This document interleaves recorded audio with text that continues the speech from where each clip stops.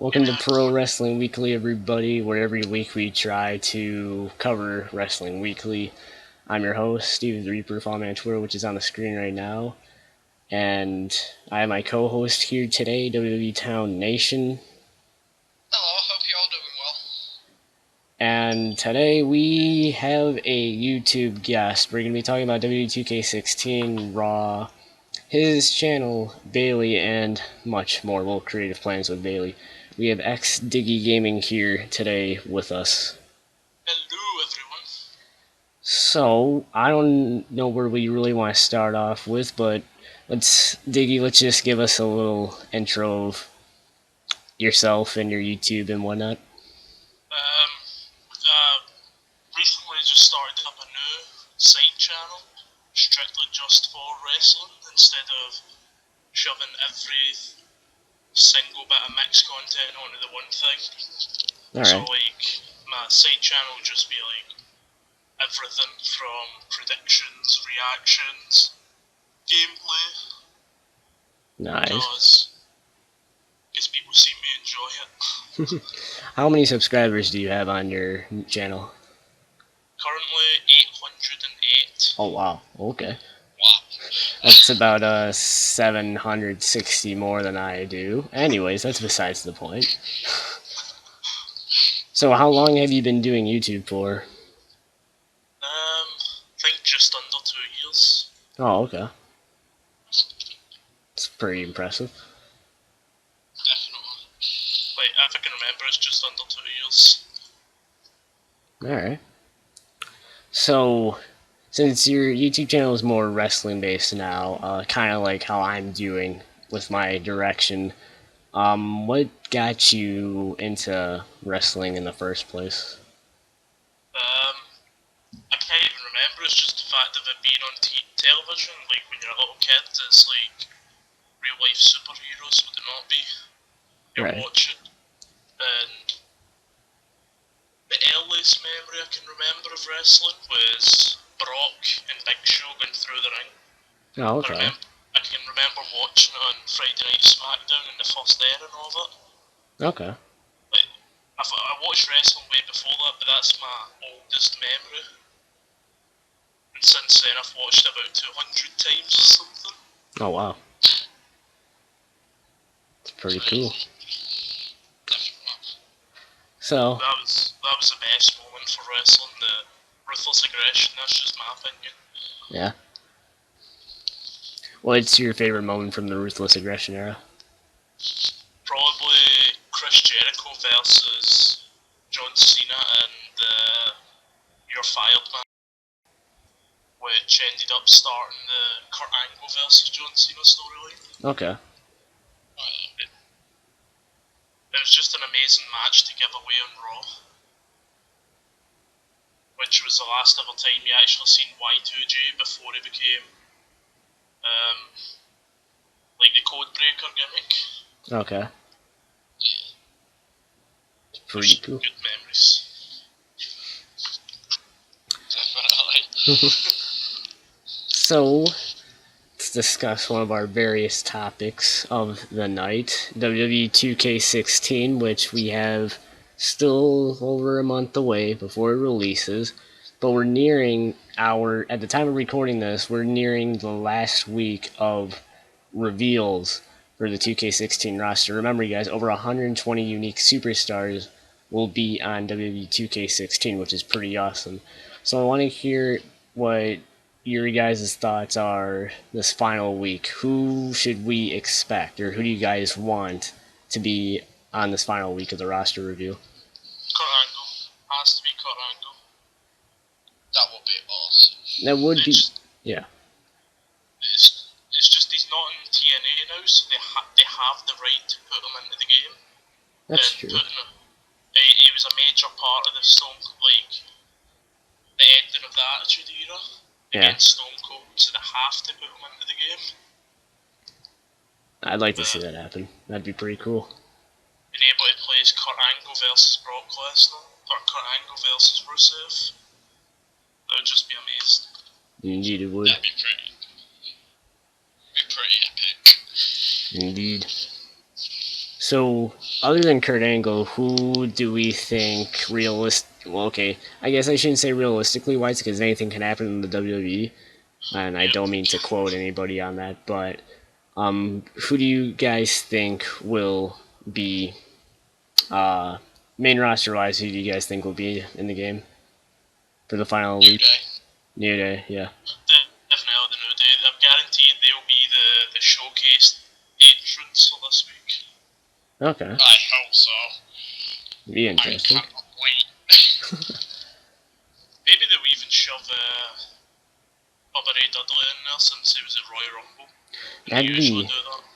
that would be really nice if they did that. And then you get Bubba Ray. Go ahead.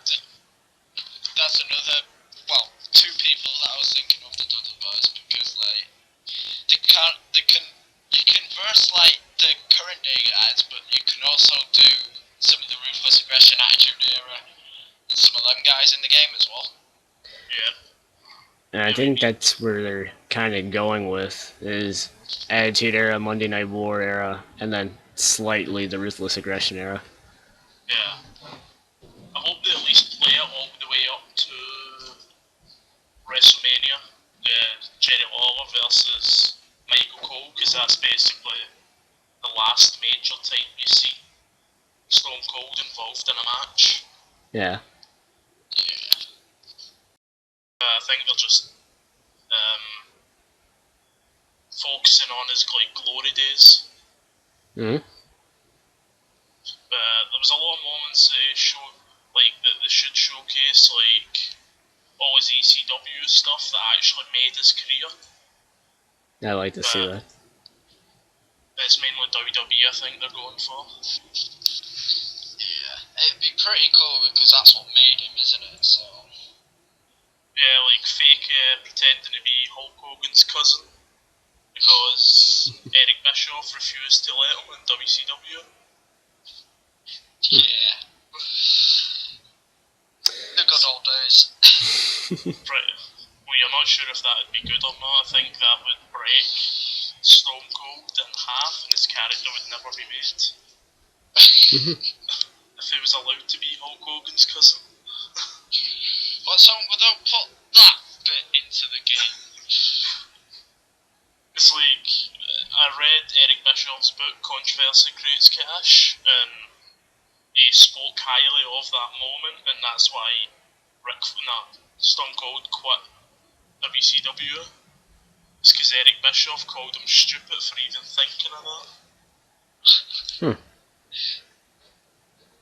I was just like, why would you even want to be Hulk Hogan's cousin? Good question. Pretty much.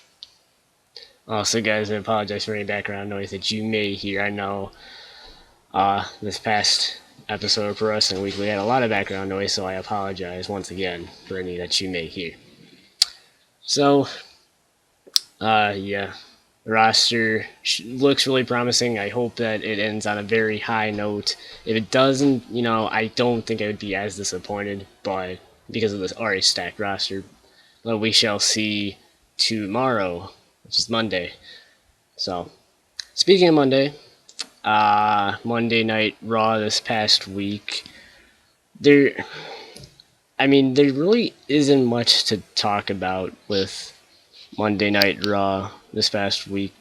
I know that there was a couple of things that I disliked more in particularly the Divas segment, which I don't care much about anymore, which is sad to say. Like, as soon as like Team Bella just walks out, it's like, oh well, okay. They're becoming the new Seth Rollins. In which way? That's an interesting claim. Well, what do you mean by that? Like, with like, Seth Rollins always either finds a way to win by cheating or walks out. Right. And that seems like what the Bella seems to be doing at the moment. Okay, I can see that. I thought you were talking about like promo wise or something like that. I was about to be like, No. Seth Rollins' promo can just be insulting the crowd, then doing his very sarcastic laugh. yeah, That's Seth Rollins. yeah, he's really good on the mic. But it's like the Divas Revolution's just failed. It came up into it as a big thing, but then you got the SummerSlam match, and that's it. Nothing's great is coming out of it now. Right. That's just It's better than the Dolph Ziggler bloody Rusev storyline. Yeah, he has a point there. I've got to say the Dolph Ziggler storyline's still better than Jack Swagger's entire World Championship reign. That's just my opinion. But either way, they were both shit. I did like some things from the Raw though, especially like either when Sting or the New Day was involved. Right. Oh, the New Day are always the best part of the night. They're always the funniest. Especially when Team 3D and Edge and Christian are involved. Oh yeah. Like Freetown. I think that's the only part of Raw that I've actually watched so far because it's just exactly the same. last week's Raw was horrible, so I don't want to waste the 3 hours of my time. Exactly. So, regarding Raw, WWE Town Nation's prediction or rumored prediction was correct that the Divas title will be defended tomorrow night, which I can see why, because if Nikki Bella successfully defends the title, then she'd beat AJ Lee's record, which I don't think should still happen, but it is what it is in that regard. So I'm hoping Charlotte wins. yeah. I'm actually hoping that Nikki Bella does come out with a victory. Because, see, if you look at Nikki Bella though, she came from being a crappy model, a crappy model that came into wrestling, but now she's actually came out as a semi-successful wrestler. But then you look at her sister who's just living off her husband's fame more than what Nikki Bella is actually living off of it. Yeah. That's a fair claim. They're just trying to cover up AJ Lee's record for some. If you think about it, Yeah, that's all it is. for years, the Bellas didn't get championship shots because they were a tag team. But now they've came out of their shell as singles wrestlers, and they've been or at least one of them's been fairly decent compared to the other. So that's just my opinion that she does deserve to break the record more than half the divas in it right now. It's understandable. You've got a point. You've got a point. Speaking of divas, well, women's wrestling, I should say, because we're going to talk about NXT. I've read that, well, some creative plans for the new NXT Women's Champion. Other than the Iron Man match for NXT TakeOver against Sasha Banks, which I think is going to be amazing, I've read that there's 2 number 1 contenders that are going to be figured into creative plans, and that's none other than Dana Brooke and Eva Marie. Hey, girls. Right, see, when it comes to Eva Marie, everyone says she's a shit wrestler. If you think about it, she's not a wrestler. She was a model, but if you look at her commitment, she's still stuck with it all this time to try and actually become something. So she's still shit, but at least she's actually trying. Yeah, and I know a lot of people knock her for her lack of wrestling skills. I mean, I do. And I know that I was talking to Town Nation about this, I was going to go on a little bit of a rant, but, it's like, her wrestling skills are lacking greatly. And personally, I don't think she deserves a title shot just yet until she improves a lot.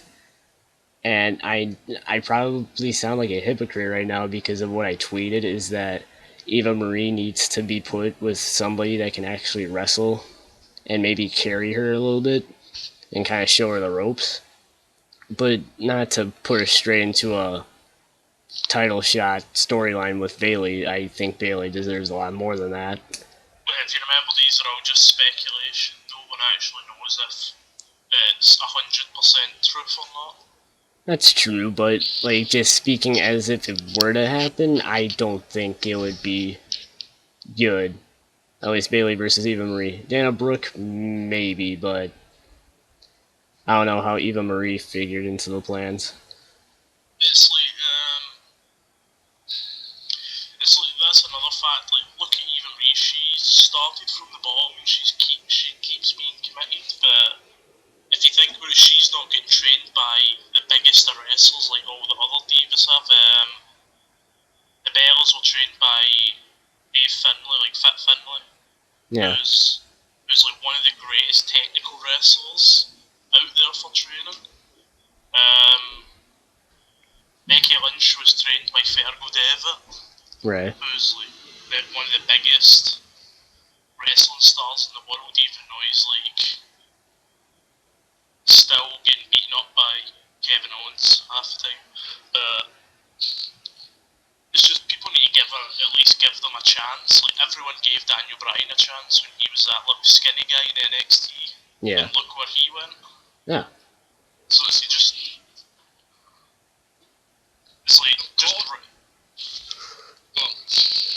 no, I don't know what I was going to talk, but you go ahead. I've got to get at the savings though. Like, I know how it feels to step inside the ring and literally know nothing, and I know how it feels once you've learned some stuff. And keeping it like, I'm going like completely off topic here, but keeping it all in your brain, thinking about all the moves you need to do from the structure of the match up to how to win the match to everything. I've got to give it respect for trying it because it's much harder than it looks. Right. I've never been in a wrestling ring, so obviously I can't say if a wrestler's shit or not, but that's just all from experience of watching. Basically, to be a wrestler, you need to take every aspect of it. You need to be good in the ring, and you need to be able to play to the television and play to the crowd at the same time. And Exactly. everyone hates Eva Marie. She's doing something perfectly right. She's been the ultimate heel. The way Vicky Guerrero was. I completely agree. Yeah. And the hardest thing is that, yeah, she's not the best of wrestlers, I'll admit. I don't really like her wrestling skills, and her promo work needs some doing, but I've got to give it to her for her commitment, sticking out with it. I've got to give her all the respect because she stuck it out. She's basically taking all the hate and passing it through, and she's trying her best, and I've just got to give her respect for that. No doubt about it. It's just the fact, right, if Triple H has that thought that he can make her into something, just think of the way Randy Orton used to look when he was in OVW, or the way, what's his name, Husky Harris, Bray Wyatt. Yeah. He could have just kicked that guy to the curb for just being a fat guy that pretended to know how to wrestle. Right.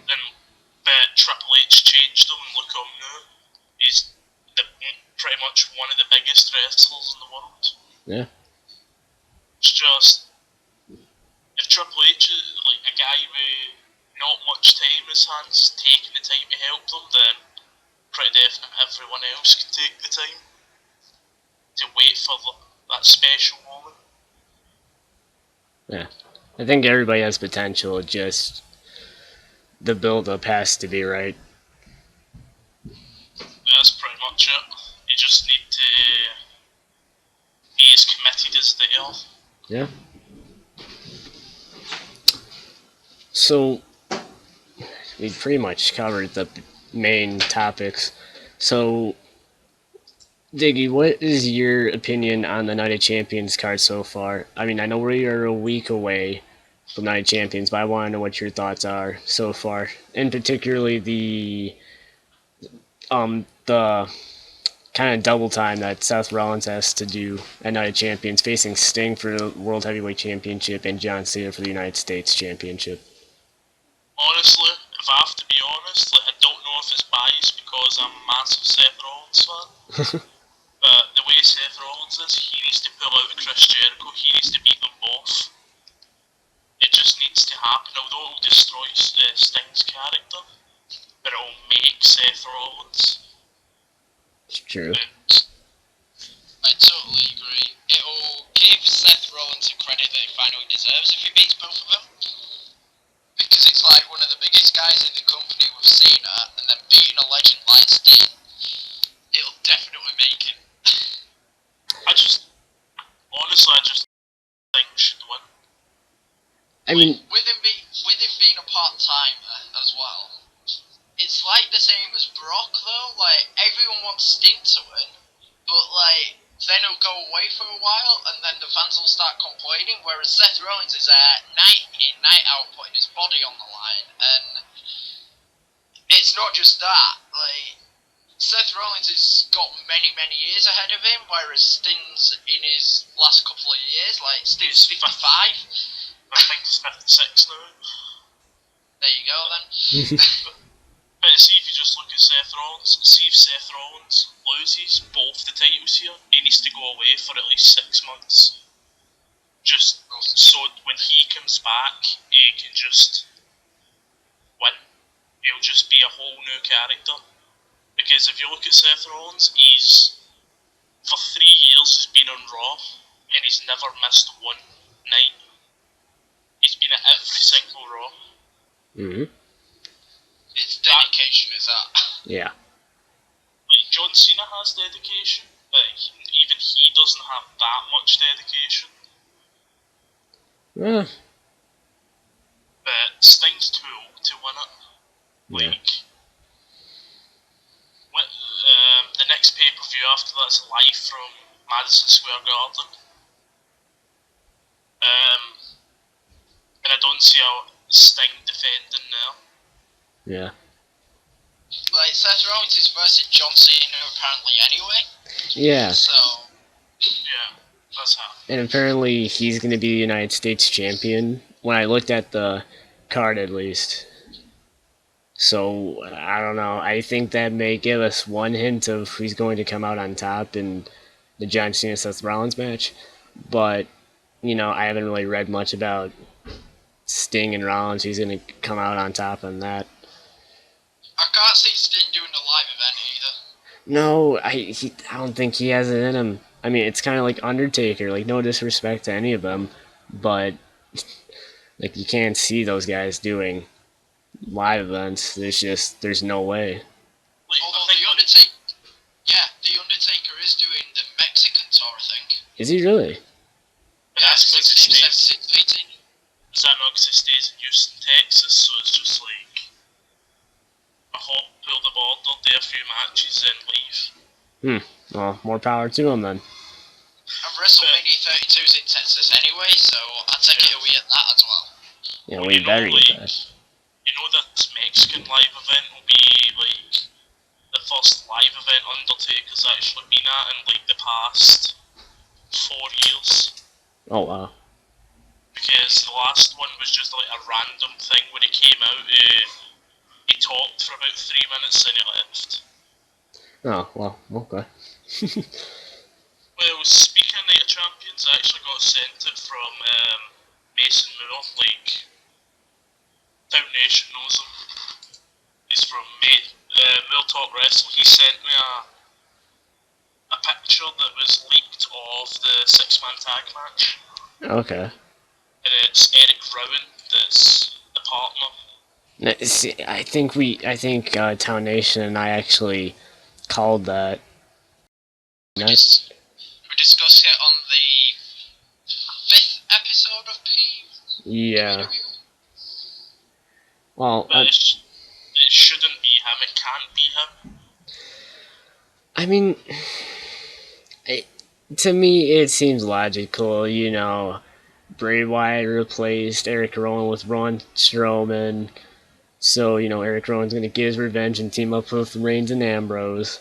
So he's probably going to return tomorrow and be like, oh, you replaced me with him? There's something like that. So, well, it seems I have logical. high hopes for the Wyatt family. What the Wyatt family need to do is they need to have the prodigal son, who's, what's his face? Luke Harper. Yeah. Then they have Braun Strowman, who's the black sheep. Eric Rowan, who's the white sheep. Bray Wyatt, who's the Eater of Worlds. Then they have Sister Abigail, who's just going to always be an off-screen character. Yeah. That's just the way they have to make a massive faction like that. Kind of like the way the Ministry was.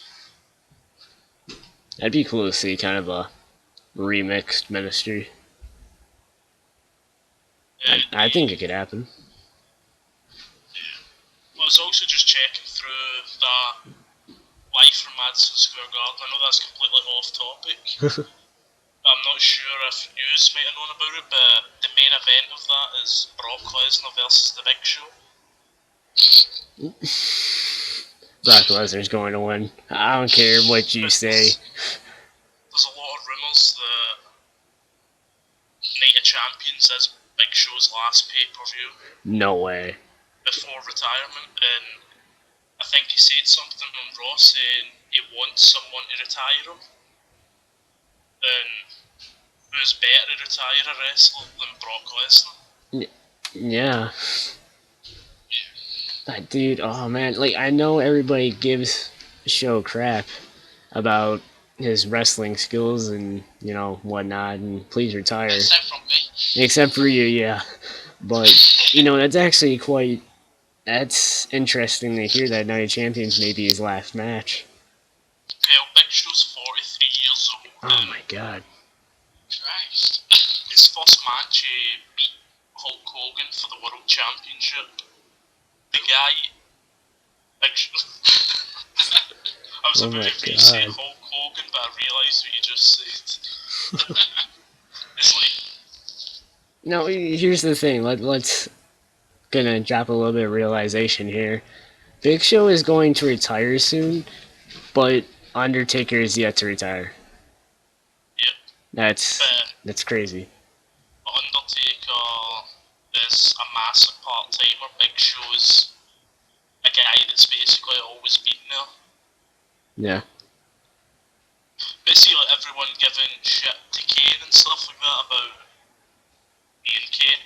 Yeah. He was, I don't know if you have heard this, he, through 2014, nearing the end and through 2015, he was offered to become world champion, and he actually refused it, because he wanted all the small guys to be, he wanted the younger talent to be put over instead of someone his age.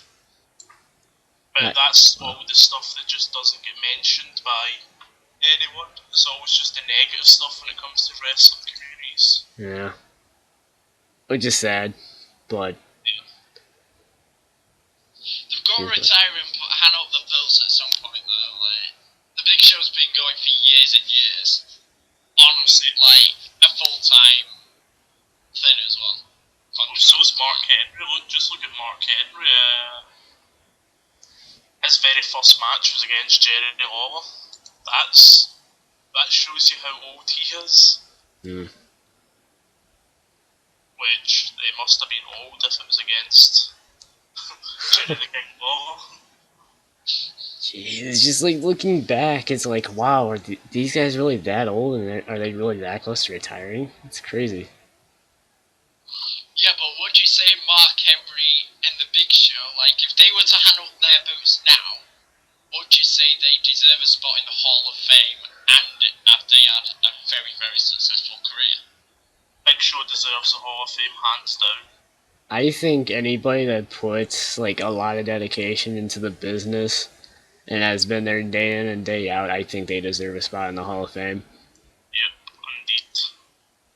Well, just think of St. Valentine's Day Massacre when Big Show debuted, coming out of the ring to throw Stone Cold Steve Austin through the cage. Yeah. That's like one of the biggest moments of the Attitude Era. Just that moment alone deserves Oh, yeah. Hall of Fame. Definitely.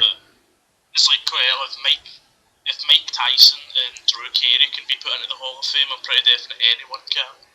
That's Donald true. Trump. Oh my god, no. I'd stop watching wrestling if he was put in the Hall of Fame. Donald Trump, Yeah. yes. There's no way. If that actually happens, I'm going to be so disappointed. Donald Trump's already in the Hall of Fame. He was put in the Hall of Fame in 2007, I think. Wait, who was? Yeah, Donald Trump. Yeah, I know he's in it. Was he really? Yeah. Oh, no. Oh, God. It's because of one storyline that he was featured as the owner of Raw. Now I'm disappointed.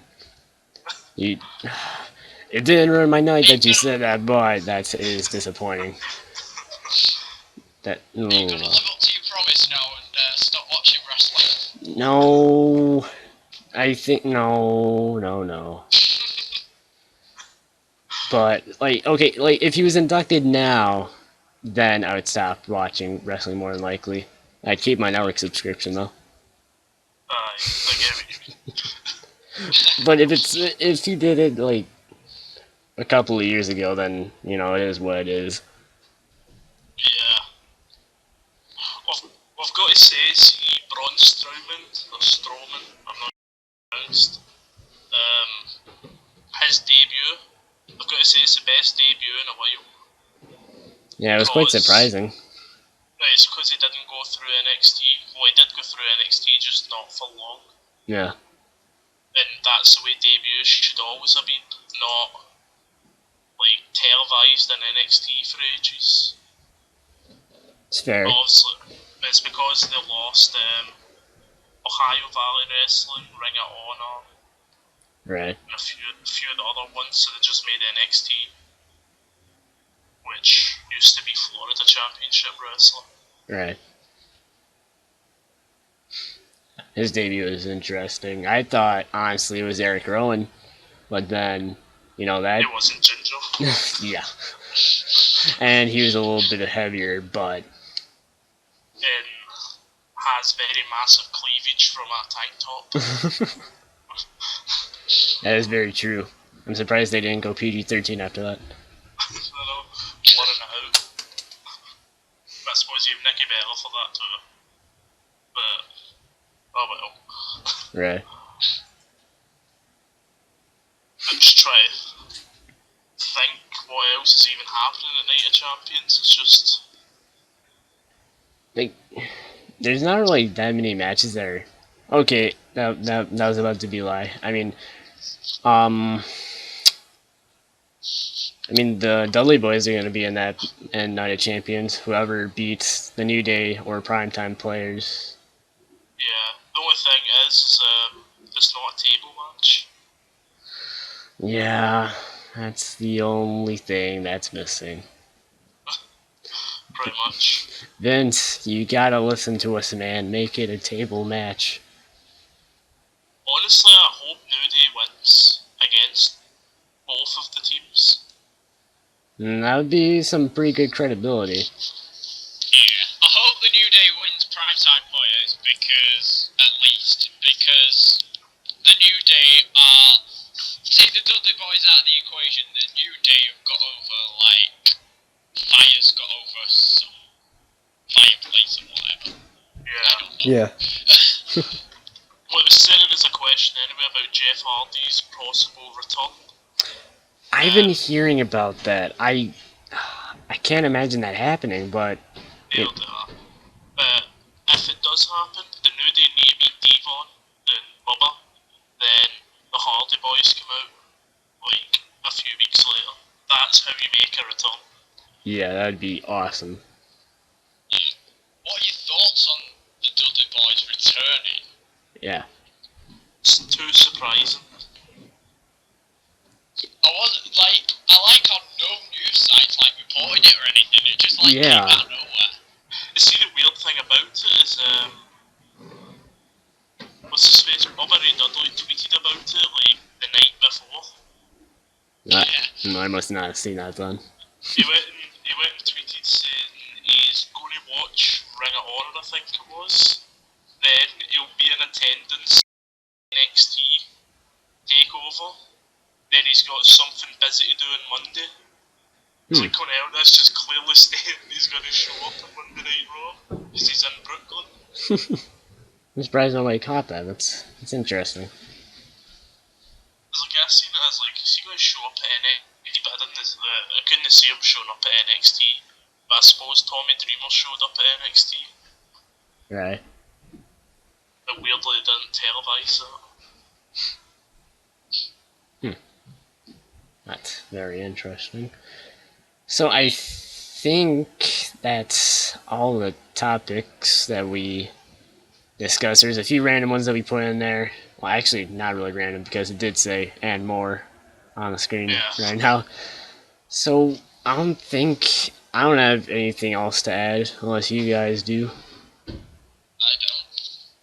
Just checking with, like, just before we got a few questions. I think already all the questions were answered anyway. Oh well. So I think that's going to pretty much wrap up this week's episode of Pro Wrestling Weekly. I hope you guys enjoyed watching. If you guys did enjoy watching, please make sure you body slam that like button below. Subscribe to make sure this video gets in your sub box. Don't forget to follow all of us on Twitter, which is on the screen right now. Subscribe to WWE Town Nation and Diggy, which I'll leave their channels in the description below. Make sure if you're watching this on mobile devices, you turn on notifications so make sure you know which videos are up, like this one.